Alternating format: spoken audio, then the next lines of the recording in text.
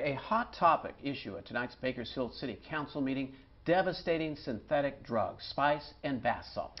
It's an issue Eyewitness News has investigated for some time. Reporter Matt Boone joins us live in studio with more on a new proposal and the story of a family torn apart by these drugs. Matt? While the state of California has outlawed the sale of the drugs, there's still a major problem, as you mentioned, in Bakersfield, and that's why the City Council has decided to step in.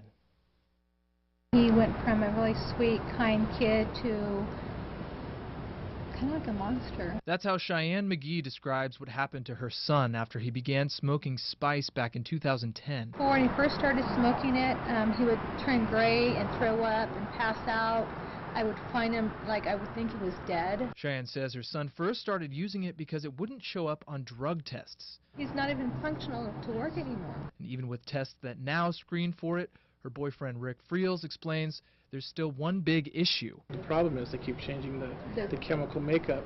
That has also been a problem on the legal side. Law enforcement have had trouble detecting and prosecuting because even though the names are the same, the chemical compounds are often changed. They just keep one step ahead of the technology. While similar statewide legislation is in the works, the proposed ordinance by the city plans to combat that loophole by widely defining both bath salts and spice. Both of these substances are scourges upon communities. It would also make selling, possessing, or being under the influence of them illegal, punishable as a misdemeanor. The first reading passed and is scheduled for a final vote in July, but Cheyenne says even if it passes, it's not enough.